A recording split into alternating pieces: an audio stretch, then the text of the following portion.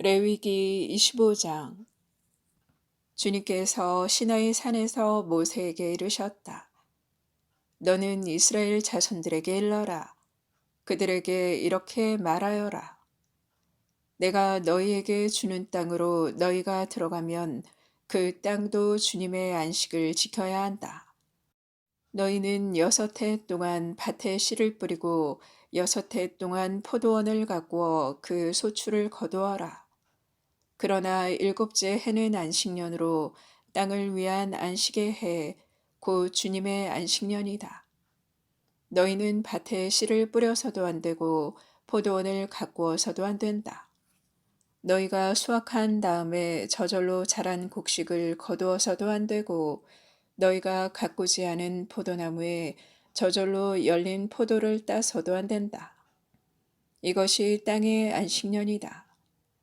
안식년에 땅에서 나오는 것이 너희뿐만 아니라 너희의 남종과 여종과 품팔이꾼 그리고 너희와 함께 머무르는 거류민의 양식이 될 것이다.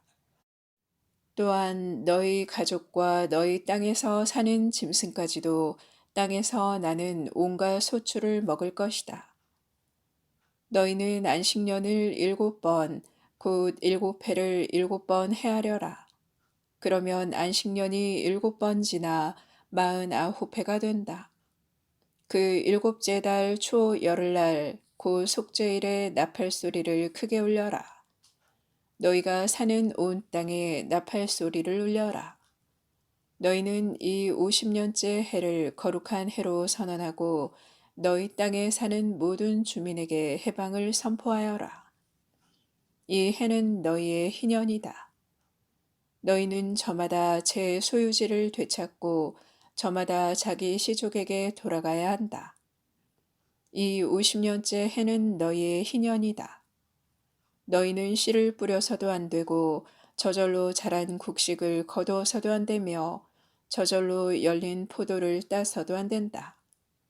이 해는 희년이다. 그것은 너희에게 거룩한 해다. 너희는 밭에서 그냥 나는 것만을 먹어야 한다.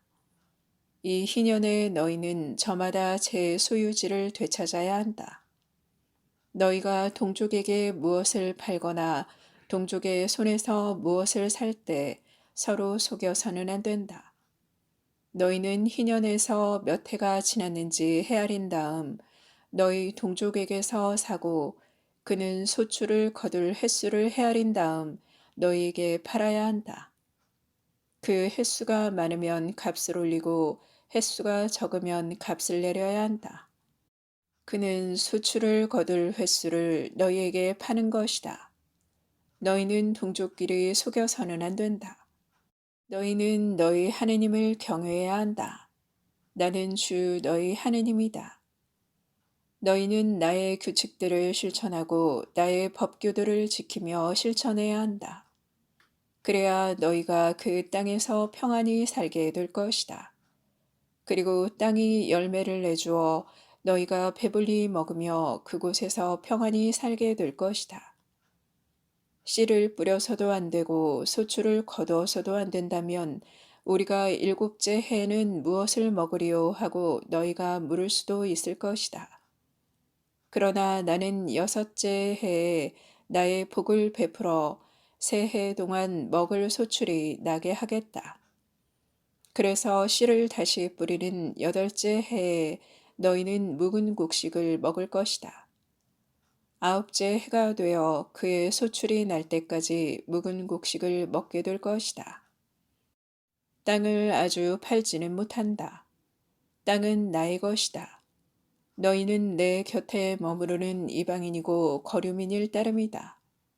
너희가 소유한 땅에서는 어디서나 땅을 되사는 권리가 보장되어야 한다.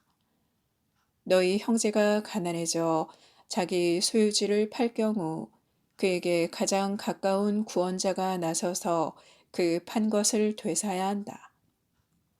구원자가 없는 사람이라도 스스로 힘이 닿아 되사기에 충분한 방도가 생기면 자기가 판 뒤에 지난 횟수를 헤아려 나머지 값을 산 사람에게 치르고 그 소유지를 되찾는다.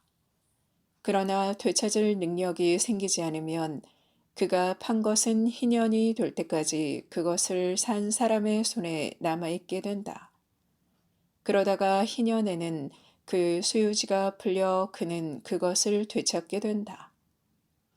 어떤 사람이 성곽 도시에 있는 주택을 팔 경우 판지 한 해가 다 될 때까지는 되살 권리가 있다. 되살 권리가 일정 기간에만 있는 것이다. 한 해가 다 차기까지 되사지 못하면 성곽에 있는 그 도시의 집은 대대로 아주 그 집을 산 사람의 것이 된다. 그것은 희년이 되어도 풀리지 않는다. 둘레에 성곽이 쳐지지 않은 시골의 집들은 그 땅의 토지로 여겨진다. 그래서 그것을 되살 권리가 있고 희년이 되면 풀린다. 레위인들의 성읍에 관해서는 다음과 같다.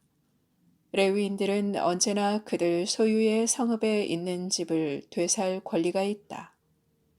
다른 레위인이 그것을 되산다 하더라도 레위인들이 소유한 성읍에서 팔린 집은 희년이 되면 풀린다.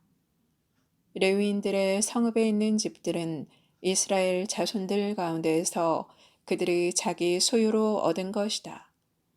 그들 성읍 둘레의 목초지는 팔지 못한다. 그것은 그들의 영원한 소유지다. 너희 형제가 가난하게 되어 너희 곁에서 허덕이면 너희는 그를 거들어 주어야 한다. 그도 이방인이나 거류민처럼 너희 곁에서 살 수 있게 해야 한다. 그에게서 이자나 이익을 거두어서는 안 된다. 너희는 너희 하느님을 경외해야 한다. 그리하여 너희 형제가 너희 곁에서 살 수 있게 해야 한다. 이자를 받으려고 그에게 돈을 꾸어 주어서도 안 되고 이득을 보려고 그에게 양식을 꾸어 주어서도 안 된다.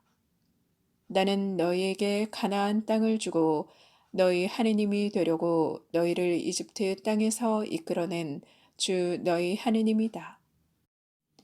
너희 곁에 사는 형제가 가난하게 되어 자신을 너희에게 팔 경우 그를 중부리듯 해서는 안 된다. 그가 품팔이꾼이나 거류민처럼 너희 곁에서 살며 희년이 될 때까지 너희 일을 하다가 자기 자식들과 함께 너희를 떠나서 자기 시족에게 돌아가 조상 전례의 소유지를 되찾게 해야 한다. 그들은 내가 이집트의 땅에서 이끌어낸 나의 종들이니 종이 팔리듯 팔려서는 안 된다. 그를 가혹하게 다스려서는 안 된다. 너희는 너희 하느님을 경외해야 한다. 너희가 소유할 수 있는 남종과 여종에 관해서는 다음과 같다. 너희는 주위 민족들에게서 남종과 여종을 사들일 수 있다. 또 너희 곁에 머무르는 거류민의 자식들 가운데에서나 너희 땅에서 태어나 너희 곁에 머무르는 그들의 친척 가운데에서 사들여 너희 소유로 삼을 수 있다. 너희는 그들을 너희 자손에게 대대로 물려주어 소유하게 할 수 있다. 너희는 그들을 언제까지나 종으로 부려도 된다. 그러나 너희 형제 이스라엘 자손들끼리는 가혹하게 다스려서는 안 된다.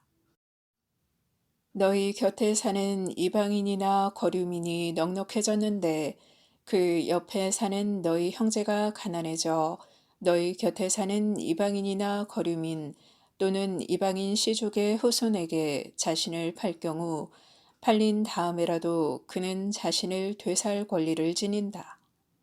그의 형제 가운데 한 사람이 그를 되살 수도 있다.